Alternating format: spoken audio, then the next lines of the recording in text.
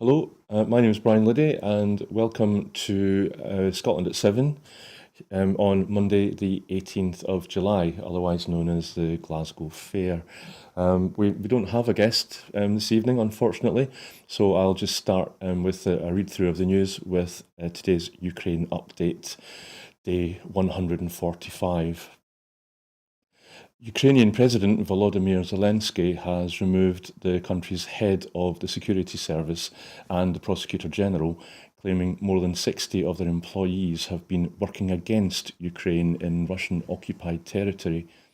He added that 651 criminal proceedings had been registered relating to high treason and collaboration by employees of prosecutors' offices, pre-trial investigation bodies, and other law enforcement agencies. EU foreign ministers are expected to meet in Brussels on Monday to hold sanctions discussions, according to a senior EU official. Among the measures being considered is a ban on gold purchases from Russia, a move already put in place by international partners. The EU could also act to impose sanctions on Russian individuals.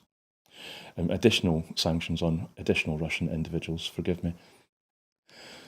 Russia is preparing for the next stage of its offensive in Ukraine, according to Ukrainian military officials, after Moscow said its forces would step up military operations in all operational areas. The Ukrainian military said Russia appeared to be regrouping units for an offensive towards Sloviansk, which is a symbolically important city held by Ukraine in the east region of Donetsk. 6 people were killed in Russian shelling of the town of Toretsk in the Donetsk region of East Ukraine on Monday, according to Ukraine's State Emergency Service. 1,346 civilians have been found dead in the Kiev region after the retreat of Russian forces, according to the region's police chief. Andrei Nebutov said that about 300 individuals were still missing and that 700 of those killed were shot with small arms, such as a handgun. Russia has lost more than 30% of its land combat effectiveness, and 500,000 of its soldiers have either died or been injured in the conflict, according to Admiral Sir Tony Radakin, Chief of UK Defence Staff. Mourners have buried a 4-year-old girl who was killed by a Russian missile strike in the city of Vinnytsia in central Ukraine last week. Liza Dmitrieva, who had Down syndrome, was killed as she was pushed in a pushchair or buggy through a crowded square. Russian missiles hit an industrial and infrastructure facility in Mykolaiv, a shipbuilding centre and city near the Black Sea in southern Ukraine. A Russian attack on the eastern Ukrainian city of Bakhmut in Donetsk has injured 6 people, including 3 children, according to local media reports. And Sunday marked the 8th anniversary of the downing of Malaysia Airlines flight MH17 over Donetsk in 2014, which killed 298 people on board. An international investigation found that anti-aircraft missile launchers had crossed into Ukraine from Russia in hours before it shot down the commercial flight. The European Commission President Ursula von der Leyen will travel to Baku on Monday to seek more natural gas from Azerbaijan, the EU's executive said, as the EU seeks to reduce its reliance on Russian energy. So that's the last item on today's Ukraine update. The Scottish Government Resilience Room, the SGORR, remains in operation as the Met Office amber warning of extreme heat has extended to more parts of Scotland. All of Edinburgh, the Lothians, Fife, Perth, Clackmannanshire, Falkirk and eastern parts of Lanarkshire are all now included in the warning, as well as the Scottish borders and Dumfries and Galloway. The warning is valid from midnight last night until 1 minute to midnight tomorrow, that's Tuesday the 19th of July. Red warnings are in place for other areas in the UK.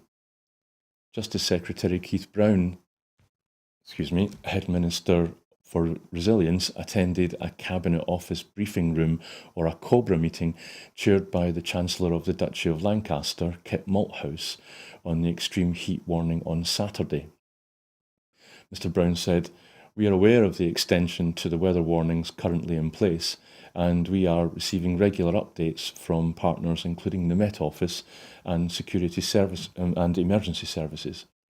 Our resilience arrangements have been activated and stand ready at all times to coordinate a response to severe weather issues where required. We will continue to closely monitor developments." Mr Brown urged people to look out for vulnerable family members and friends and neighbours, as older people, those with underlying conditions, and those living alone may struggle to keep cool and hydrated. Mr Brown also warned that water safety incidents and drownings increase in hot weather, and people should be aware of the dangers and use supervised beaches and pools. They should also follow the water safety code and, in an emergency, call 999. The Met Office has warned that some people are likely to experience some adverse health effects, including sunburn or heat exhaustion, signs and symptoms of which include dehydration, nausea, and fatigue.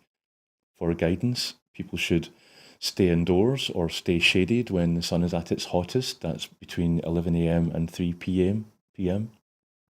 They should drink plenty of water or cool fluids throughout the day. They should eat cold foods with high water content, such as salads and fruit. Take a cool shower, bath, or body wash, and sprinkle water over skin or clothing to keep a damp cloth on the back of your neck. You should avoid alcohol, which can leave you hydrated, and you should avoid extreme physical exertion. The government's COBRA Emergency Committee, which was due to meet again this afternoon to consider the overall response to the extreme weather, was again not chaired by Boris Johnson. Cabinet Office Minister Kit Malthouse again chaired the second meeting in the Prime Minister's absence. The SNP Westminster leader has challenged Scotland's 6 Tory MPs to vote to protect Scotland and not support Boris Johnson, who was forced to resign under pressure over Partygate and allegations of corruption in today's House of Commons confidence vote. Speaking ahead of today's confidence motion debate, Ian Blackford said, "Scotland has had no confidence in the Tories since the 1950s and has been held back under Westminster control that continues to make deeply damaging decisions against Scotland's interests. Failure to provide any meaningful help during the cost of living crisis that they created, imposing the most damaging Brexit on Scotland against our democratic will, and partying in Downing Street at the height of a global pandemic, it's time to show this corrupt Tory government the door." He went on to say, "Scottish Tory MPs face a clear choice today. They can vote to protect Boris Johnson or they can vote to protect Scotland. It's that simple." Meanwhile, Sky News has cancelled the third scheduled TV debate in the Conservative leadership race after Rishi Sunak and Liz Truss both pulled out of the event following a bruising set of exchanges in the first 2 televised debates. The cancellation follows what were sometimes brutal exchanges in the TV debates on Friday and Sunday over taxation plans and social justice issues. While Sunak has faced the brunt of the attacks on the former subject, Penny Mordaunt, the International Trade Minister, has been repeatedly criticised for being too liberal. Another round of voting by Tory MPs today will reduce the field to 4 as another leadership contender gets eliminated. And if the results of that elimination get to us before the close of the show, we'll let you know.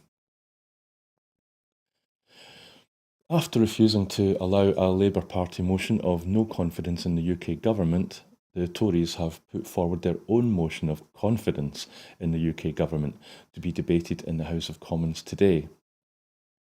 The motion follows the resignation of Prime Minister Boris Johnson after he was fined for breaking the law over Partygate and was accused of corruption and breaching the ministerial code. The overwhelming majority of Scotland's MPs are expected to vote against the UK government. Ian Blackford MP used his debate speech today to say that Scotland has no confidence in this government and no confidence in Westminster.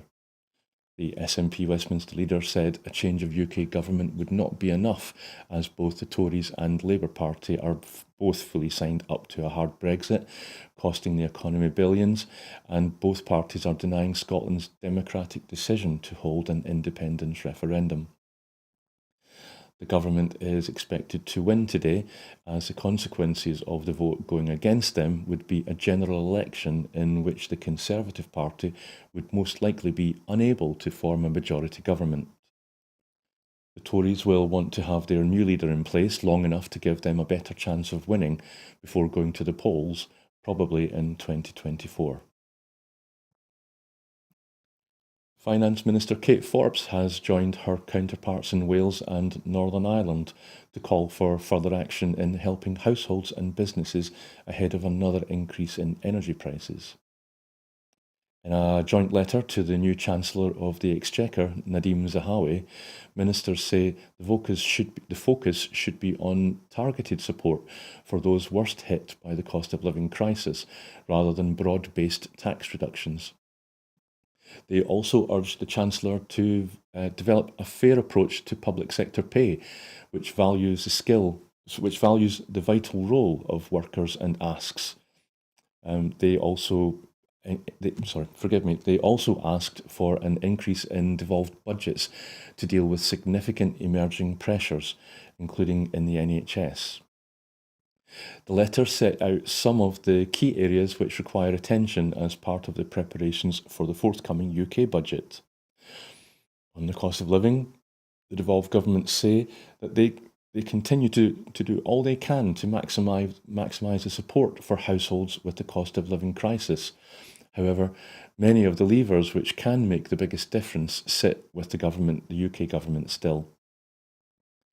They call for further action by the UK government to address significant gaps in support for vulnerable households, families, businesses, and the delivery of services.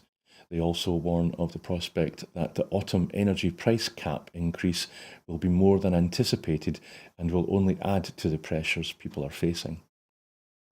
The devolved governments say the cost of living crisis is not evenly distributed, and the focus should be on providing targeted support to those most adversely impacted, rather than reducing broad-based taxes. Neither should tax cuts result in tighter controls on spending, which will impact on the delivery of public services, which are already facing immense pressures. On public sector pay, the devolved governments say that they appreciate that this is a challenging area, and maintaining a fiscally sustainable and prudent approach to public finances is in all of our interests, but point out that it is also essential to treat the public sector workforce fairly. They go on to call for a fair and appropriate response to public sector pay and urge the Chancellor to give firmer assurances on sensible pay uplifts for public sector workers. On spending, due to inflationary pressures, devolved budgets for the next 3 years are now worth considerably less than they were when spending plans were formulated last year. In addition to the public pay bill and the rising public energy costs, there are other significant emerging pressures for services, including education and enabling NHS recovery and reform.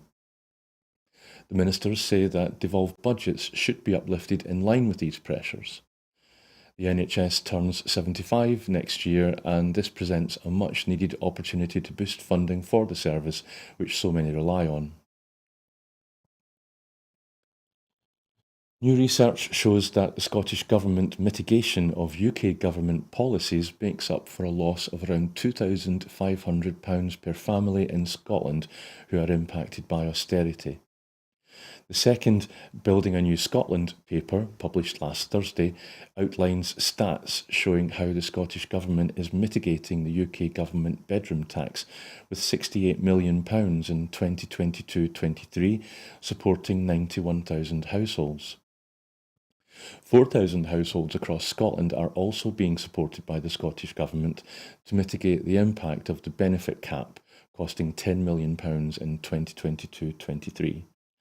By contrast, the Scottish Government says it is building a social security system built on fairness, dignity and respect, with the introduction of game-changing support, such as the Scottish Child Payment. However, the majority of welfare powers still lie with Westminster. Commenting, SNP MSP Elena Whittam said, "The SNP Scottish Government is spending millions of pounds a year protecting households from brutal Tory cuts, but clearly it shouldn't be for Holyrood to clean up the mess the Tories are making. In Scotland, we are building a social security system built on fairness, dignity and respect by introducing game-changing policies such as the Scottish Child Payment. But whilst employment powers and the vast majority of welfare spending remains reserved to Westminster, Scotland will always be tackling poverty with one hand tied behind its back." Headline-grabbing policies, such as sending asylum seekers to Rwanda to have their claims processed, are failing to halt channel crossings, according to a parliamentary report. The Home Affairs Select Committee has published a damning and wide-ranging report into the failures of Home Office asylum policies, including stopping refugees from crossing the Channel in small boats. The report, Channel Crossings, Migration and Asylum, estimates that by the end of 2022, approximately 60,000 asylum seekers could cross the Channel, more than double the 28,500 total for 2021. So far this year, more than 14,000 asylum seekers have crossed the Channel to claim asylum. The report states that quick fix solutions, such as the controversial Home Office plans to send some asylum seekers who reach the UK to Rwanda to have their claims processed there, will not succeed. The government is urged to consider the establishment of safe and legal routes for asylum seekers and to discuss with French partners the possibility of setting up asylum processing centres in northern France. It urges the Home Office to focus on incremental policies, such as clearing the asylum backlog.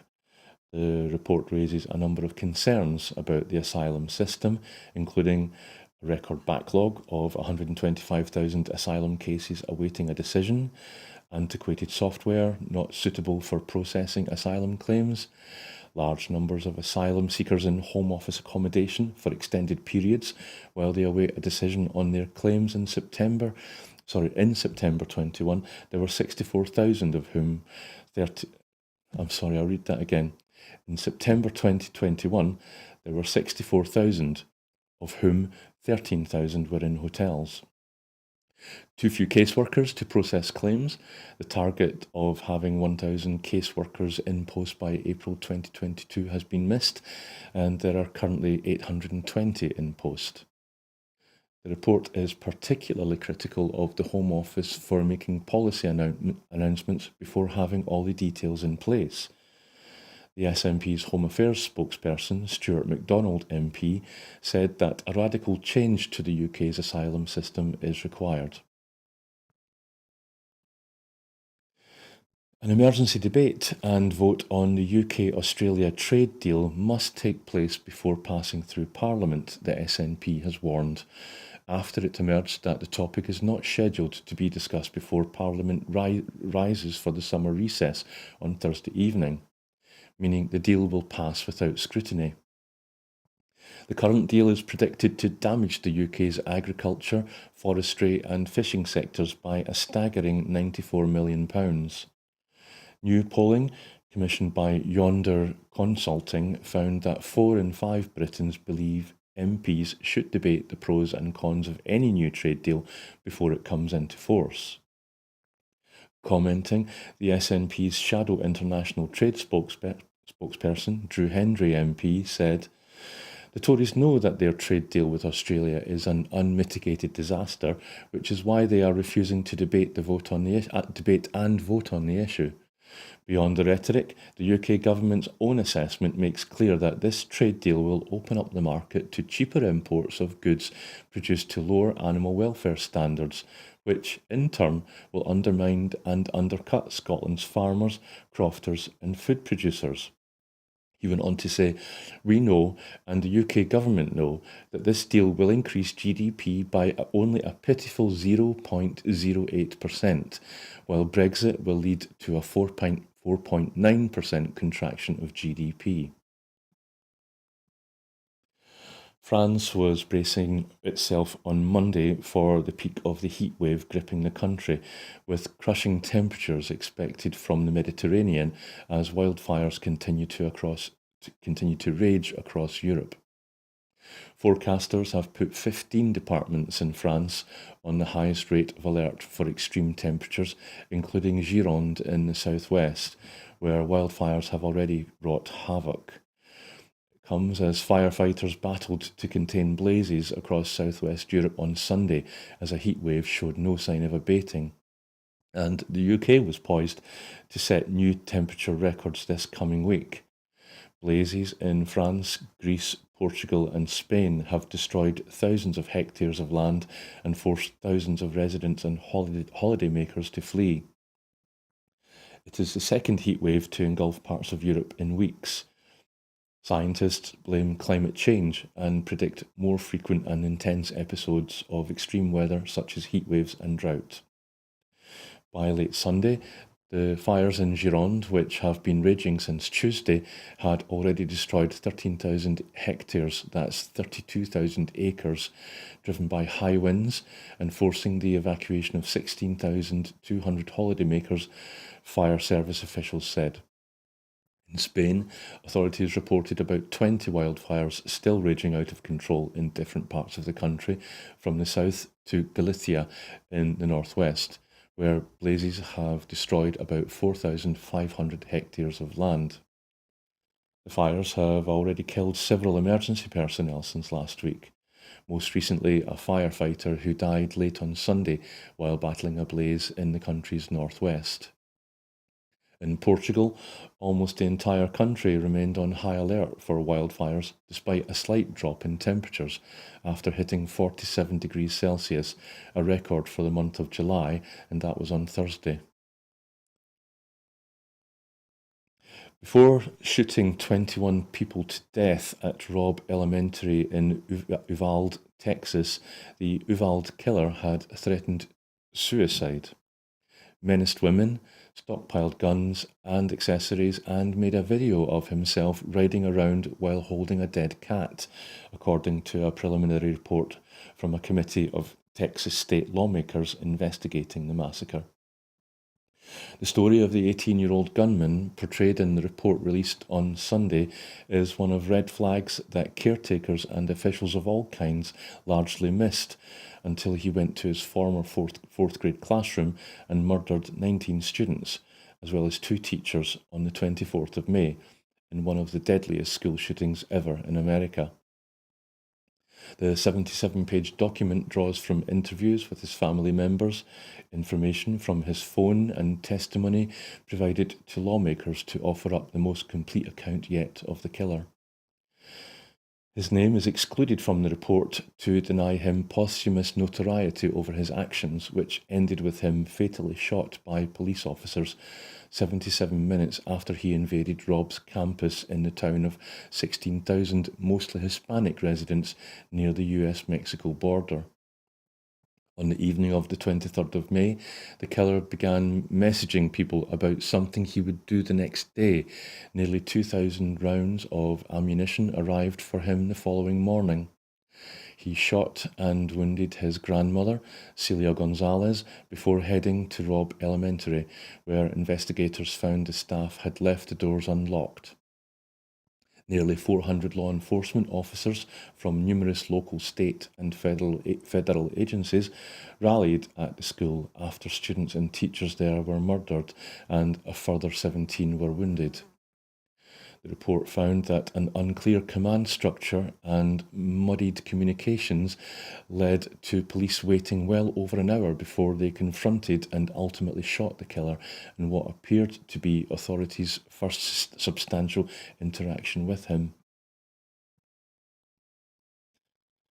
Grants totaling £250,000 are being given to 2 charities to assist people affected by the hunger crisis in Ethiopia and Somalia. The region is facing its direst in 40 years, with the impact of food supplies made worse by global grain supply disruption as a result of the illegal Russian invasion of Ukraine. The funding comes from the Scottish Government's Humanitarian Emergency Fund, with half going to Christian Aid for their work in Ethiopia, including providing children and pregnant and breastfeeding women with supplementary nutrition. Islamic Relief is receiving the remaining funding for their project in Somalia, which is delivering emergency assistance for victims of the drought, as well as improving water access and hygiene in 4 internally displaced people camps in Beledweyne district near the Ethiopian border.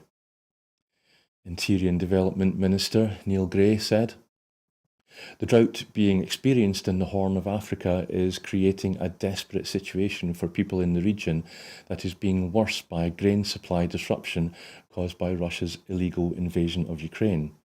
We know that millions of people are facing historic drought conditions and lack of essential food supplies, and we stand ready to act in the face of such pressing emergency." He went on to say, "The Scottish Government is committed to fulfilling its role as a responsible and compassionate global citizen, and this aid from our Humanitarian Emergency Fund will provide essential help to those in desperate need."